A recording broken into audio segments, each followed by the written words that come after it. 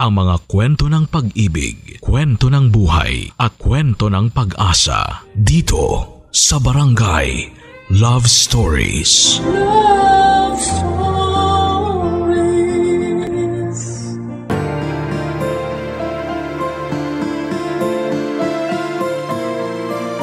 Minsan lang tayong mabuhay kaya dapat ay sulitin natin ang bawat sandali.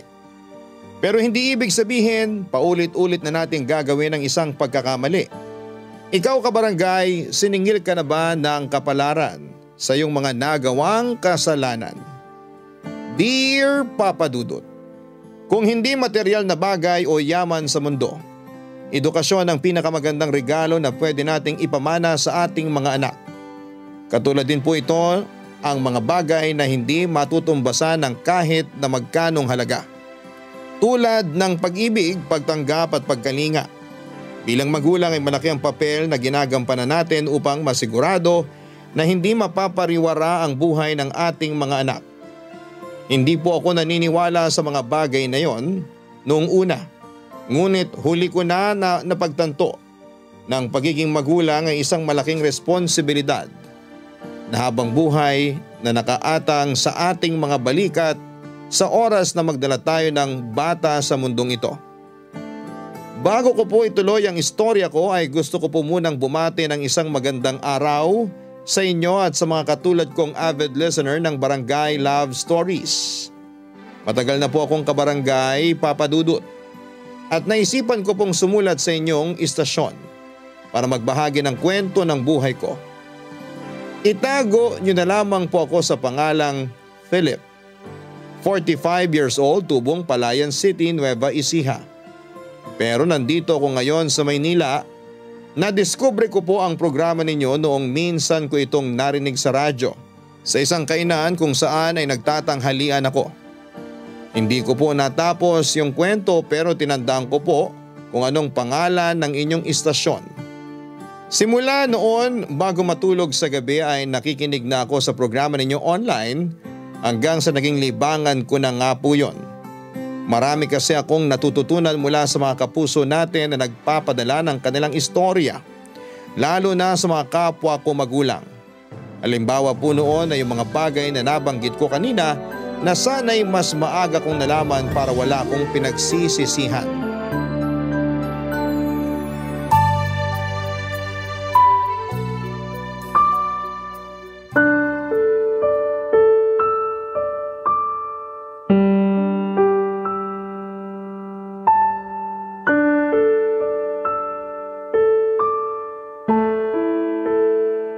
Hoy, Ellen! Hoy, gising! Philip, ano ba? Anong ano ba? Gumising ka nga dyan? Lasing ka ba? Hindi Tsaka wag mo nga ibahin yung usapan. Bangon dyan! Sandali, baka magising yung anak natin. Sige ka, ikaw magpapatulog dyan. Hirap pa naman patulugin niya, nagmamaktol. Bumangon ka na kasi dyan! Ito na nga, babangon na.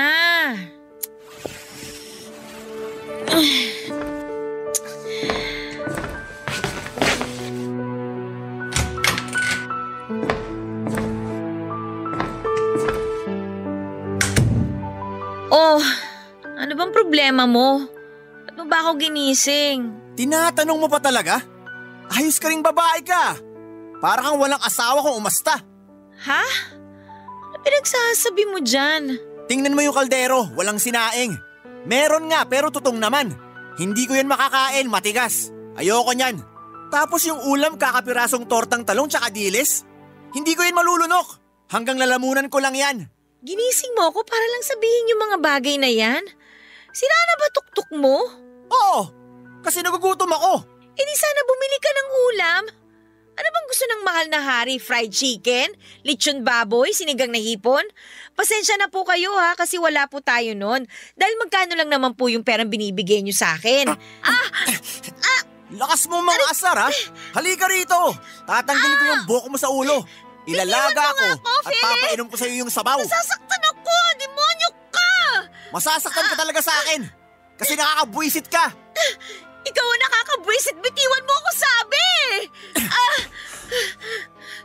Ano nga ulit yung sinabi mo? Parang wala akong asawa? Bakit? Sino nga ba ulit ang asawa ko? Ikaw?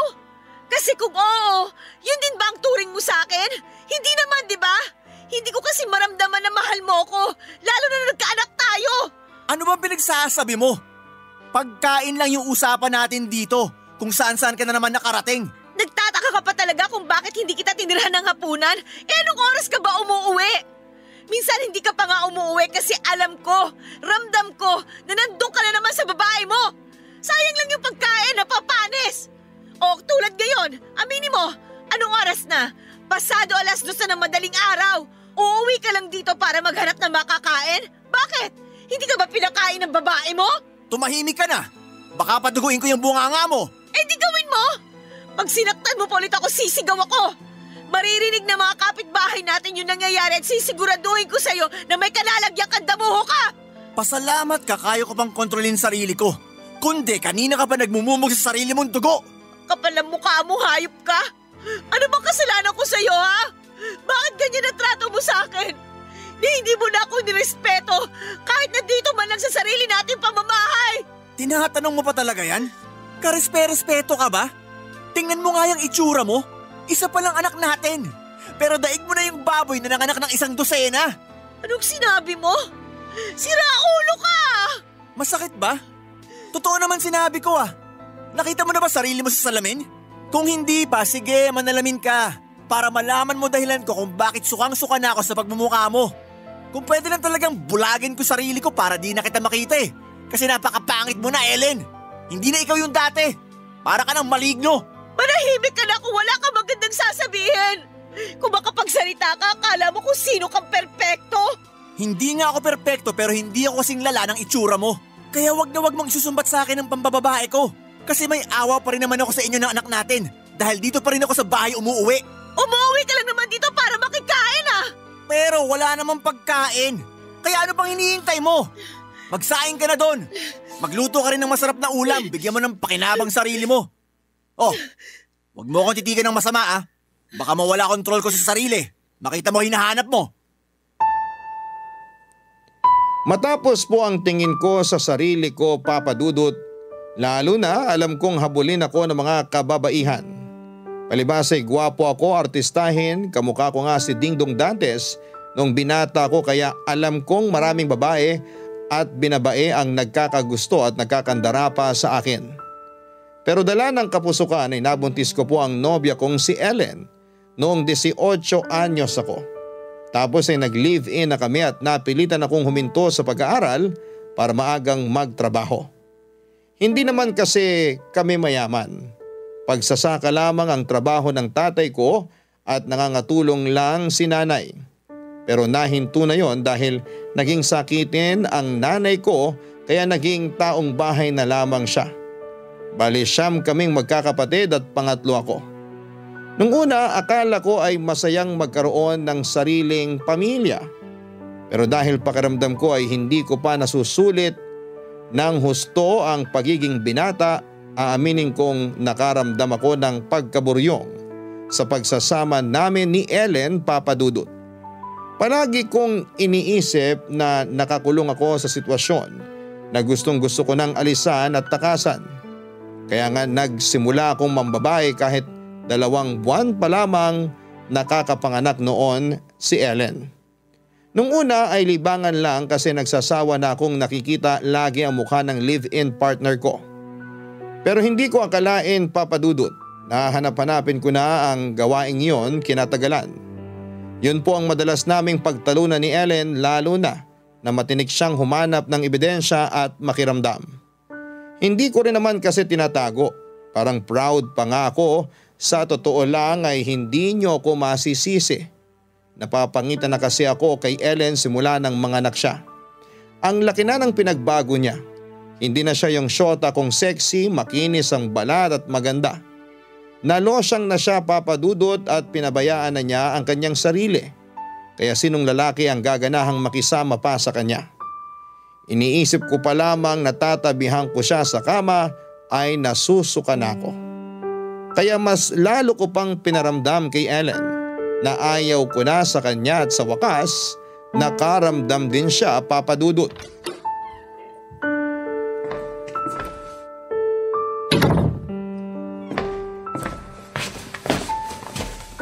Anong oras na? Saan ka na naman nanggaling? Pwede ba? Pagod ako. Paupuin mo nga muna ako bago mo ako birahin ng tanong dyan. Tsaka daig mo pa nanay ko kung mag-interview. Yung totoo. Ikaw yung magsabi ng totoo dahil kapag nagsinungaling ka, malilintikan ka talaga sa akin. Pinagbabantaan mo ba ako? Sinasabi ko lang yung pwedeng mangyari. Eh di pinagbabantaan mo nga ako. Gusto mong malaman kung saan ako galing? At kung bakit alas 3 na ako ng madaling araw umuwi? Sige, sasabihin ko. Pero huwag kang umatungal pag narinig mo Wala pa nga akong sinasabi, umiiyak ka na dyan? Best actress ka talaga eh. Galing ka na naman sa babae mo, di ba? Ha? Oo. Hindi dun sa kilala mo Bago na naman to. Pakilala sa akin ng katrabaho ko. Galing ako sa kanya. At kumain na rin ako kaya busog ako ngayon. Hindi mo na kailangan magluto kasi wala ka namang nalulutong masarap. Napakawalang yaha mo rin, ano? Kasi ngayon lang ako nakakita ng lalaking pinagmalaki pa talaga sa harap ng kinakasama niya yung pambababae niya. Wala ka na ba talagang takot sa Diyos? Paano kung paglabas mo dyan bigla ka nalang tamaan ng kidlat? Kung may tatamaan man dito, ikaw yun. Kung ano-ano na naman yung pinagsasabi mo, sinagot ko lang naman yung tanong mo. Tsaka bakit ako paparusahan ng Diyos kung nagsabi lang naman ako ng totoo? Ibang klase. Hindi na talaga kita kilala, Philip. Ang taas ng tingin mo sa sarili mo. Kung umasta ka, akala mo kung sino ka. Para sabihin ko sa'yo, matakot ka sa karma. Kakarmahin ka rin sa pinaggagawa mo sa akin at sa anak natin. Hindi ako naniniwala sa karma. Kaya huwag ka na mag-aksaya ng panahon na hilinging karmahin ako. Tsaka wala akong ginagawang masama sa anak natin, Ellen. Masyado pa siyang bata para maintindihan yung nangyayari. Pag tumanda na siya, malalaman niyang may dahilan kung bakit ako nang bababae. Hindi na kasi ako masaya sa'yo. Anong gusto mong gawin ko? Ayaw na nga kitang pakisamahan Pero ikaw tong panay-siksik pa rin ang sarili mo sa akin. Mahal ko lang yung pamilya natin. Ayokong lumaki yung anak natin sa isang sirang pamilya katulad ng kinalakihan ko, Philip. Bakit ba hindi mo yun maintindihan? Bakit patuloy mo pa rin ako sinasaktan? Kasi sawang-sawa na ako sa relasyon natin. Aga natin nagsama. Ayoko pa talaga magkaroon ng sariling pamilya. Ano ka mo? Baka nakakalimutan mong binuntis mo ko. Ikaw lang naman yung gusto magkaanak tayo kasi ayaw mo na akong pakawalan. Sa bagay, sa gwapo ko ba namang to Dami mong kaagaw. Dami nagkakandara pa, taglalaway sa akin. Lalo na dyan sa labasan. Noon yun! Pero ngayon nagising na ako sa katotohanan. Ilang taon din ako nakisama sa'yo. Tiniis ko lahat ng pang-insulto mo. Pinalagpas ko yung mga panloloko mo sa akin. Kahit nangaharap-harapan ng nambababae ka, pero pagod na ako. Ayoko na makisama sa'yo kasi mga tuluyan na ako mawala sa katinuan. Aalis ka? Di umalis ka. Ilang beses mo na ako nilitanyahang aalis ka. Pero palagi ko pa rin nakikita yung pangit mo mukha pag gising ko sa umaga. Kaya siguraduhin mong bukas na bukas, pag mulat ng mga mata ko, wala ka na sa bahay na to, ha? Para naman hindi masira ang araw ko, umagang umaga. Ang sama mo! Napakasama mo! Ilang beses ko na yung narinig. Hindi na ako apektado dyan. Oh, paano? Inaantok na kasi ako Gusto ko nang matulog, kaya tabi nga dyan. Aray ko! Pwede ba? Huwag ka nang umiyak dyan. Pinatabi lang naman kita. Paharang-harang ka kasi sa daan. Akala mo naman binugbog ko. Pangit ka na nga. Papapangitin ko pa ba yung pagmumukha mo? Isip-isip din.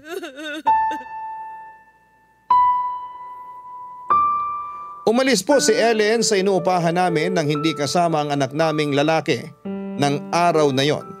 Sa totoo lang ay may bahagi sa akin na naiinis. Kasi iniwanan niya pa ako ng responsibilidad pero masaya pa rin ako dahil nasa akin ang anak ko. Katulad ko ay gwapo ang bata, Papa Dudut, at gusto ko siyang palakihin. Kaso ay wala akong alam sa pag-aalaga sa kanya. Kaya agad akong nagalsa balutan at umuwi sa amin. Sinabi kong nilayasan kami ni Ellen dahil sumama siya sa ibang lalaki. Pinalabas kong ako ang biktima, bagay na pinaniwalaan ng pamilya ko. Hindi na rin naman nadepensahan ni Ellen ang kanyang sarili kasi agad siyang umuwi sa probinsya nila sa Davao pagkalis niya sa poder ko at simula noon ay wala na akong naging balita pa sa kanya. Pinaaral si Ellen ng tiyahin niyang matandang dalaga at nagkakilala kami sa parehong high school na pinasukan namin. Pero namatay yung tiyahin niya noong nalaman nitong nabuntis ko ang pamangkin niya bago pa kami tumuntong sa kolehiyo. Mahigpit kasi yon kay Ellen. Yun bang tipong gusto nito ay mag-aral lang ng mabuti ang pamangkin niya. Kaso dahil nga po sa nangyari, inatake ito sa puso nang malaman nito ang sitwasyon. Wala nang malapit na kamag-anak pa si Ellen sa Nueva Ecija, kaya wala siyang mapupuntahan kundi ang bumalik sa probinsya nila o kung saan man siyang lupalop ng Pilipinas nagpunta. Bahala na siya sa buhay niya. Hindi ko na rin po inalam kung anong nangyari sa kanya. Kinatagalan kasi ay masaya naman ako dahil nakalaya na ako sa relasyon naming dalawa. Noong mga sumunod na taon ay nakapagtrabaho ako sa Maynila habang nasa nanay ko ang anak ko. Dito ay nagbuhay binata ako. Malaya kong ginawa ang gusto ko nang walang nagbabawal sa akin. Nang babae ako hanggang sa gusto ko, Papa Dudut. Barangay Love Stories. Barangay Love Stories. Marami po akong pinasok na trabaho pagdating sa Maynila. Nagboy ako sa paggawaan ng cellphone, nagtindero sa panaderya, sumideline sa construction, naging kargador sa bigasan hanggang sa may nakapagpasok sa akin bilang waiter sa isang bar. Doon po ako nakakilala ng iba't ibang babae at kahit mga bakla ay pinatulan ko na kapalit ng pera. Yung perang kinikita ko sa pagbebenta ng aliw ay pinapadala ko sa nanay ko para sa anak ko. Walang kaalam-alam ang pamilya ko sa Nueva Ecija sa mga pinaggagawa ko ng panahon na yon. Lalo akong naging mapusok. Inisip ko na minsan lang ako mabubuhay sa mundo. Bakit hindi ko pa sulitin yung bawat sandali? Kaya lang, darating ka rin pala sa punto na mapapagod ka na lamang sa ginagawa mo, Papa Dudut. At yon ay matapos kong makilala si Amora. Negosyante siya at madalas niya akong binibigyan ng pera kaya kahit papaano'y napamahal na rin ako sa kanya. Sinabi ko rin kay Amora na may naiwan akong anak sa nanay ko sa probinsya namin at wala namang kaso yon sa kanya. Sa huli niyaya niya akong tumira na kami sa isang bubong kasama ang anak ko na hindi nagtagal ay kinuha ko nga sa nanay ko para dalhin sa Maynila. Hindi kami nabiyayaan ng anak ni Amora dahil baog siya. Papadudot kaya minahal niya ng husto ang anak ko na para bang tunay niyang anak. Mabilis na nagdaan ang mahabang panahon. Akala ko'y makukontento na ako sa pamilya namin ni Amora pero bigla na lamang akong nakaramdam ng pangangati. At pagnanasang tumikim na naman ng ibang putahe.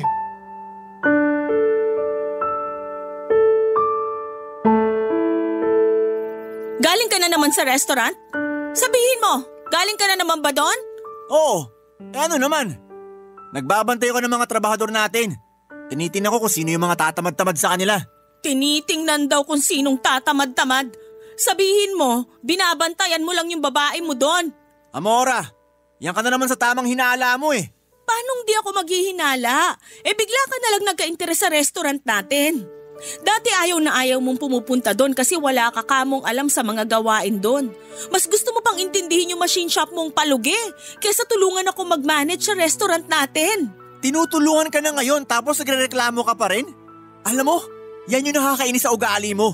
Hindi mo na nga ako sinuportan doon sa machine shop ko kasi kamo, wala namang patutunguhan yung negosyo kong yun. Tapos ngayon na tinutulungan ka naman sa restaurant natin, ganyan ka pa rin sa akin? Saan na ba ako lulugar sa pamamahay na to? Sige nga. Ma, pa, nag-aaway na naman po ba kayo? Rinig na rinig po yung mga boses nyo sa kwarto eh. Ito kasing mama mo, lakas mambuisit. Pagbintangan daw ba akong may babae? Inaasikaso ko lang naman yung negosyo niya. Ilang araw na siyang missing in action dun. Malamang hahanapin na siya ng mga tauhan niya. Pa, di ba may sakit si mama? Kaya hindi siya nakakapunta sa restaurant. Huwag niyo na po siyang awayin. Buti pa tong anak mo, may pakialam sa akin. Sinasabi mo bang wala akong paki sa'yo? Di sana, hindi ko na inisikaso yung restaurant mo. Negosyo natin yun, kaya dapat mo talagang asikasuhin kapag may sakit ako. At yun na nga yung ginagawa ko, tapos minamasama mo pa. Hindi ko minamasama yung pag-aasikaso mo. Nagpapasalamat nga ako kasi ginagampanan mo yung tungkulin na ako dapat ang gumaganap, kaso nagkasakit ako. Ganyan ba yung tono na nagpapasalamat? Yung pagbibintangan mo ako sa bagay na hindi ko naman ginawa? Bigyan mo naman ako ng kahihiyan. Kita mong naririnig ng anak natin yung away natin. Hindi tayo nag-aaway. Nag-uusap lang tayo ng mahinahon. Ay, ewan ko sa'yo. Binibigyan mo ng sarili mong kahulugan yung mga bagay-bagay. Pinapakomplikado mo. Pa, wag na po kayo magalit kay Mama. Baka mabinat po siya eh. Oh, Ma, ayos ka lang po ba? Ayos lang ako, anak. Saka bakit gising ka pa? Anong oras na oh? Nagre-review po kasi ako para sa midterm exam namin, Ma.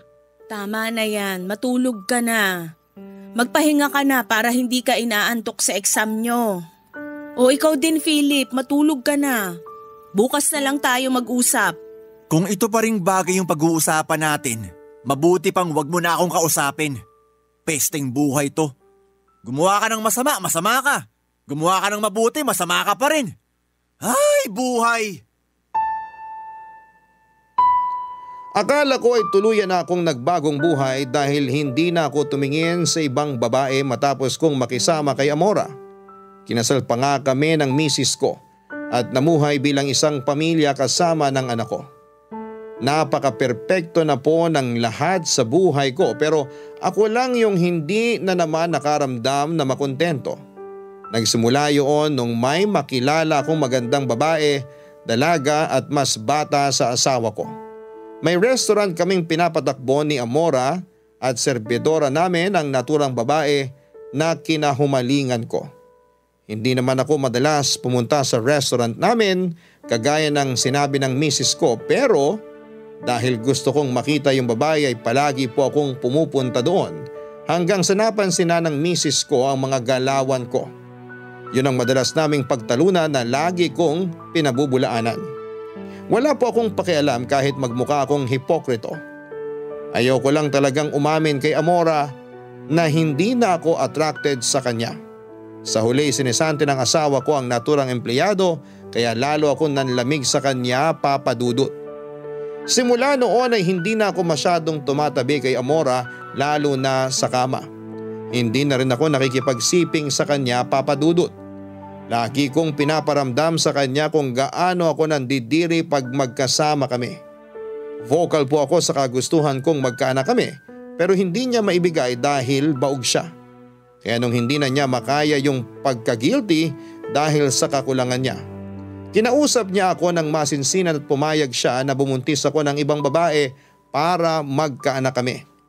Wala naman daw kaso kung alagaan niya yung baby at ituring na parang anak niya kasi ganun din yung eksaktong ginawa niya sa anak ko.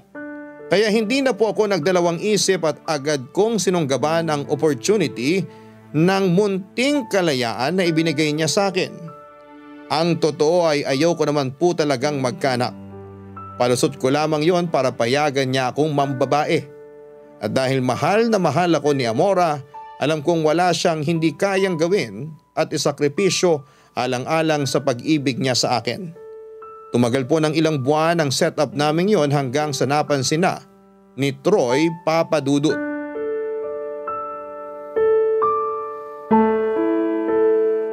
Pa, nasaan po si Mama?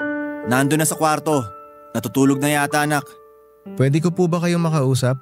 Oo naman. Lalaki sa lalaking usap ba yan? Tungkol ba sa babae, anak? Kasi kung oo, tamang tao yung nilapitan mo. Marami akong maipapayo sa'yo. Halika, upo ka muna. Gusto mo bang tikman tong beer na iniinom ko? Hindi na po, Pa. Salamat po. Bakit parang nanginginig boses mo? At mukhang iiyak ka na dyan. Ano bang problema mong bata ka? Magsabi ka nga sa akin. Hindi na po ako bata. 20 years old na po ako. Huwag niyo na po akong tratuhin na parang wala akong alam sa nangyayari dito sa bahay natin. Ano bang ibig mong sabihin? Linawin mo nga mga sinasabi mo. Tama po kayo na tungkol sa babae yung gusto kong pag-usapan natin. Pero wala pong kinalaman sa akin yun, Pa. Kundi sa inyo. Anak naman ng teteng. Ano bang pinagsasabi mo dyan, Troy? Pa, please, suminahon lang po kayo. Huwag kayong sumigaw kasi baka magising si Mama. Wala akong pakialam kahit magising yung mama mo. Tsaka huwag mo akong utos-utusan ha. Ako pa rin tatay sa ating dalawa. Kayo nga po ang tatay pero bakit ganyan kayo umasta? Hindi na po ba kayo naawa kay Mama? Pa, alam ko na may babae kayo kasi lagi kong nakikitang umiiyak si Mama. Paano nyo nahatim na gawin yun sa kanya? Wala akong ginagawang masama. Kaya huwag ka magsalita na para bang napakalaki ng kasalanan ko sa mama mo. Tsaka kung nang bababae man ako, alam niya yon. May permiso niya. Ano pong ibig niyo sabihin na may permiso? Alam ni mama yung ginagawa niyo? Basta, wala ka nang pakialam doon. Pag-aaral mo at tupagin mo, hindi yung relasyon namin ng mama mo. Lintik, nasira na tuloy gabi ko dahil sa'yo. Hindi po ba kayo natatakot sa karma, pa? Hindi ako naniniwala sa karma at wala akong kinatatakutan. Kaya wag na wag mo nga akong lilinyahan ng ganyan. Para kang nanay mo. Puro na lang karma. Oh, nagkatotoo ba? Naging miserable ba buhay ko? Natin? Hindi naman, di ba? Hindi tayo naghihirap ngayon. Nakakakain ka ng sapat.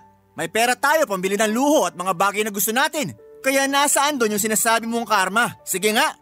Kalalaki mong tao, nagpapaniwala ka sa ganyang mga bagay. Kung hindi kayo naniniwala, ako naniniwala ako sa karma. Kaya nga kinakausap ko kayo ngayon pa para makiusap na tigilan nyo na yung ginagawa nyo kay mama. Huwag na po kayo mambabae. Kahit na sabihin nyo alam ni mama yung ginagawa nyo, nasasaktan pa rin po siya. At nasasaktan din ako kapag nakikita kong umiiyak si mama.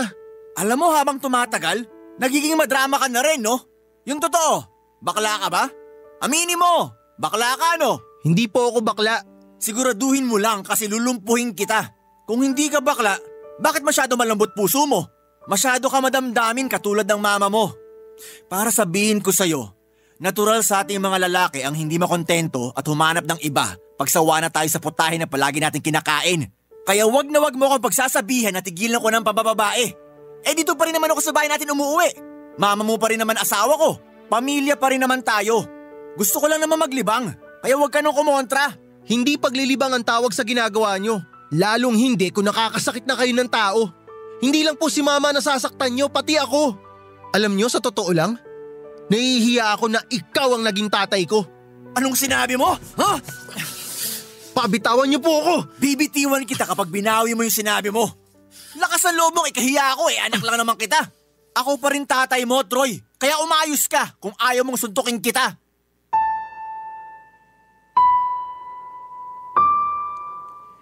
Hindi po ako naniniwala sa karma kasi kung totoo yon, matagal na sanang nasira ang buhay ko noong unang beses pa lamang na nagloko ako sa relasyon namin ni Ellen. Pero hindi ko tinuring na karma ang pang-iiwan niya sa akin. Kasi kalayaan ko yon at masaya ko dahil nakawala ako sa nakakaaburido naming pagsasama. Tapos ay sinuwerte pa ako nang makilala ko si Amora. Gumaan ang buhay ko at pinagbigyan niya pa akong mambabae. Sige nga, nasaan ang karma doon? Kaya nga nainis talaga ako ng husto sa anak ko nang kausapin niya ako. At pakiusapan na tigilan ko na ang pambababae ko kesyo naaawa na raw siya sa mama niya. Sino ba siya para utusan ako at pakialamanan kung paano ko dalhin ang pamilya namin? Hindi ako nagkulang sa kanya bilang tatay niya. Pero kung makapagsalita siya ay akala mo ay ako na yung pinakamasamang lalaki sa mundo. Kinahihiya niya ako? Ayos lang ba siya? Paano na lamang yung mga tatay na tumatalikod sa responsibilidad nila bilang magulang? Paano yung mga hindi nagsusustento o yung mga hinahayaang magutom ang mga anak nila? Gusto ko lang namang maging masaya at bigyan ng anghang ang pagsasama namin ni Amora. At labas na doon ang anak ko. Kaya naniniwala kung wala na siyang pakialam kung ano man ang gawin ko sa buhay ko, Papa Dudut. Barangay Love Stories. Barangay Love Stories. Hindi nagtagal ay umamin sa amin si Troy na may karelasyon siyang babae. May anak sa una at mas matanda sa kanya ng ilang taon, Papa Dudut. Hindi naman sa minamalit ko ang mga single mother. Pero hindi ko lang talaga gusto na may alagaing bata ang anak ko na hindi naman niya anak. Bukod doon ay 20 anyos pa lamang si Troy at nag-aaral pa. Ayokong mahati sa ibang bagay ang atensyon niya dahil mataas ang pangarap ko sa anak kong yon. Tutol din si Amora sa pakikipagrelasyon niya sa babaeng may anak. Kaya nagkasundo kaming paghiwalayin silang dalawa. Pinagbawalan namin si Troy na makipagkita sa nobya niya hanggang sa magrebelde ang aming anak, Papa Dudut. Natuto si Troy na tumakas para lamang makipagkita sa girlfriend niyang nagtatrabaho na. Natuto rin siyang magsinungaling sa amin ng mama niya. Napabayaan niya rin ang kanyang pag-aaral at may punto na akala namin ay pumapasok pa siya. Pero niloloko na lang pala niya kami ni Amora para makuha niya ang kanyang baon at pang-tuition kada bagong semestre. Tumagal ng 2 taon ang ganong pangyayari bago namin nadiskubre ang lahat, Papa Dudut. Pinaamin ko si Troy at galit na galit ako sa anak ko nang malaman ko ang katotohanan. Sa sobrang galit ko ay hindi ko na napigilan ang sarili ko na saktan siya para turuan ng leksyon.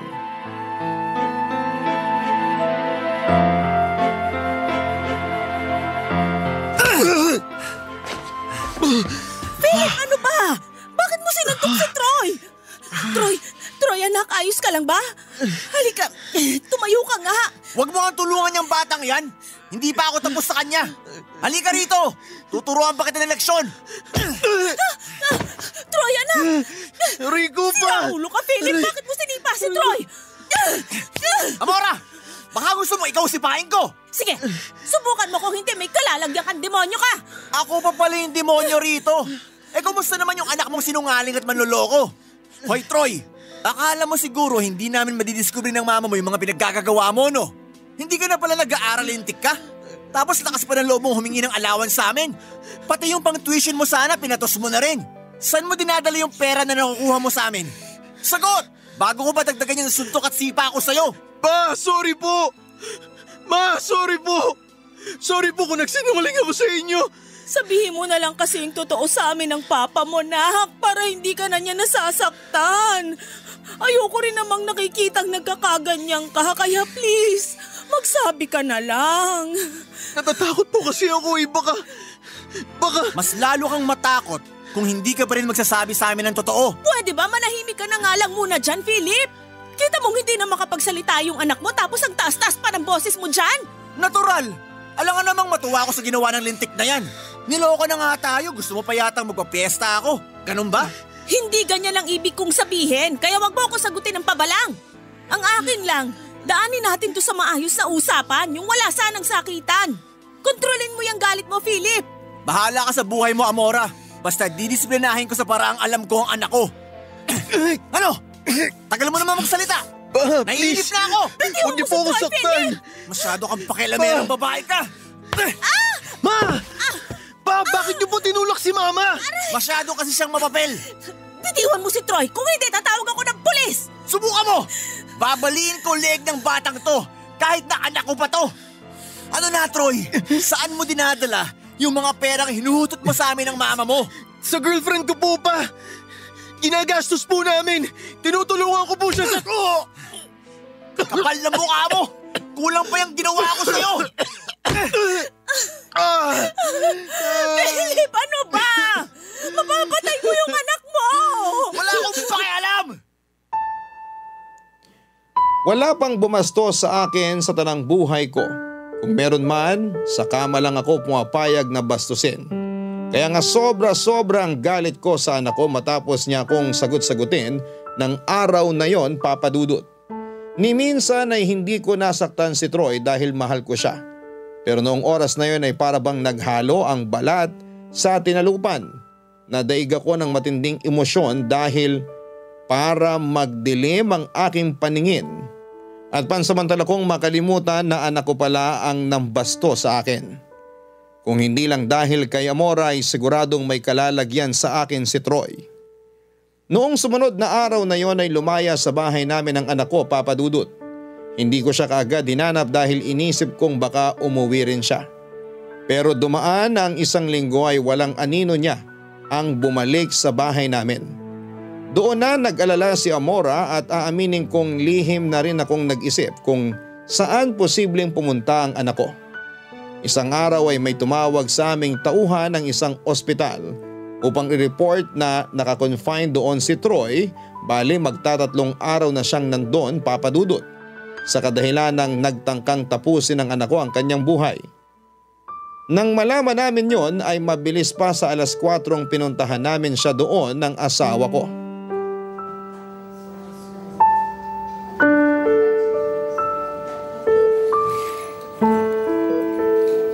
Sira ulo ka ba? Bakit mo ginawa yun sa sarili mo, Troy? Gusto ko nang mawala. Ayoko nang mabuhay. Bakit nga, anak? Dahil ba sa ginawa sa'yo ng papa mo? Nagsisisi na siya. Nag-usap na kami at nangako siya sa akin na hindi na niya uulitin yung bagay na yun.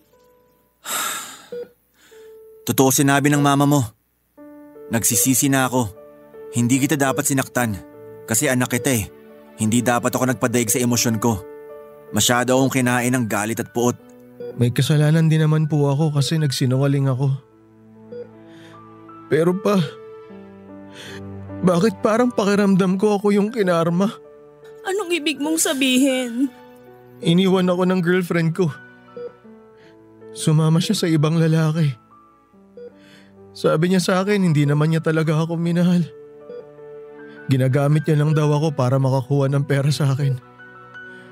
Pero mahal na mahal ko siya, ma. Mahal na mahal ko siya hanggang ngayon kahit matapos na lahat ng mga nangyari. Kahit iniwan niya na ako at sumama siya sa ibang lalaki. Hindi ako makapaniwala na ginawa niya yun sa'yo, nak. Napakasama niyang babae. Kaya mo tinangkang tapusin buhay mo nang dahil lang sa isang babae? Palagay mo, tama ba yung ginawa mo? Philip, huwag mo na nga pagsalitaan ng ganyan si Troy. Bakit hindi? Nakakabwisit yung katwiran niya. Mas gugustuhin niya bang tapusin lahat dahil lang iniwan at niloko siya ng babaeng yun? Nasasabi mo lang yan palibasa sanay na sanay kang manloko. Hindi tungkol sa akin ang usapan, Amora. Huwag mo nga akong baliktarin. Kasalanan mo talaga to, Pay. Kayo yung dapat nasisihin dito. Anong kasalanan ko? Bakit ako? Kasi yung karma nyo parang napunta sa akin. Kayo dapat yung iniiwan at niloloko eh. Kasi kayo yung nangiiwan at manloloko. Diba? Ganyan yung ginawa nyo sa totoong nanay ko. Tapos ngayon, ganyan din yung ginagawa nyo kay mama. Kung hindi ka lang nakahiga dyan sa kama, baka binalian pa kita ng buto para madagdagan yung iniinda mo. Sige, gawin nyo! Mas mabuti nga na tuluyan nyo na ako eh. Para hindi na ako maghirap. Manahimik na nga kayo! Lumayas ka na nga rito kung wala kang matinong sasabihin. Di ka na naawa sa anak mo. May pinagdadaanan na nga ganyan pa kasama ugali mo. Anak, huwag mong sabihin yan. Oo, masakit yung ginawa sa'yo ng babaeng yun, pero hindi pa naman katapusan ng mundo. Kung niloko ka niya, ibig sabihin hindi siya yung babaeng para sa'yo. Huwag mong hayaan yung sarili mo na matali sa kanya, lalo na kung hindi ka naman niya mahal katulad ng pagmamahal mo sa akin. Ay, nandito naman ako para samahan ka, para tulungan kang makamove on. Kakampi mo ko, anak. Kami ng papa mo. Kayo lang naman po talaga ang kakampi ko, May. Kasi naging mabait kayo sa akin simula pagkabata ko. Pero yan si Papa, hindi ko alam kung paano ko sa irerespeto. Hayaan mo na. Huwag mo na munang isipin yung bagay na yon. Ang mahalaga, magpalakas ka. Magpagaling ka para makalabas ka na sa ospital. Pagkatapos, aalis tayo. Saan kayo pupunta, Amora? Saan mo dadalhin anak ko? Magbabakasyon lang kami ni Troy. Huwag kang ang parang ano dyan. Bakit kayo lang? Bakit hindi niyo ko isasama? Ayaw ka naming kasama. Saka bakit ka sasama? Dati-rati lagi mong sinasabi abala ka sa ibang bagay. E di yun na lang muna ang atupagin mo. Gusto lang naming huminga ng anak mo sa'yo. Wala po akong kinakatakutan pero noon lang ako natakot sa tanang buhay ko, Papa Dudut. Natakot ako na baka tuluyang mawala sa akin ang pamilya ko dahil sa komplikasyon ng mga kasalanang nagawa ko. Noong nalaman kong tinangkang tapusin ni Troy ang buhay niya dahil sa babae ay nanlamig ang buong katawan ko. Siya lang yung kaisa-isa kong anak, kaya hindi ko kayang mawala siya sa akin. Aaminin kong hindi ako naniwala sa sinabi nilang karma, lalo pat lalaki naman ang anak ko. Sanay ako na mga babae ang pinaglalaroan namin. Iniiwan at niloloko. Hindi ko akalain na merong babaeng mangiiwan at manloloko sa anak ko. Gusto kong maniwala sa sinasabi ni Troy na sa akin dapat ang karmang yon pero napunta sa kanya. Totoo pala yung kasabihan na kung hindi ikaw ang binalikan, yung anak mo, yung apo mo at yung angkan mo, Hindi nawawala yung karma na bunga ng kasalanan na nagawa mo, sa halip ay nagpapaikot-ikot lamang yon sa pamilya mo. Tulad po ng sinabi ni Amora ay nagbakasyon sila ni Troy sa ibang bansa. At kahit na gusto kong sumunod sa kanila doon ay pinagbawalan ako ng asawa ko. Tumagal sila doon ng 3 buwan bago bumalik sa Pilipinas. Nagsama kami bilang pamilya katulad ng dati pero alam kong sa sarili ko mat ang aming pagsasama. Naging malamig ang pakikitungo sa akin ni Amora at naging malayo ang loob sa akin ni Troy. Magkakasama nga kami pero parang hindi nila ako nakikita, Papa Dudut. Ang sakit-sakit palang mabuhay sa kalungkutan kesa ang kamuhian ka. Eto na nga siguro ang karma ko, ang kabayaran sa mga kasalanan ko. Sinubukan ko po yung tiisin kasi alam kong malaki ang pagkukulang at pagkakasala ko sa kanila bilang padre di pamilya. Isama niyo pa yung mga masasamang bagay na nagawa ko sa nakaraan ko. Masyado ko naging kampante. Nakalimutan ko na ang pamilya ay panghabang buhay tapos ay pinagpalit ko lang sa mga bagay na panandalian. Sa kasalukuyan ay mag-isa na lamang ako sa buhay at bahay namin nang mamatay si Amora sa sakit noong nakaraang taon. Tapos si Troy ay nag-ibang bansa na para doon magtrabaho matapos siyang makagraduate. Kinalimutan na po ako ng anak ko, Papa Dudut. Hindi na niya ako tinatawagan o kinokontak.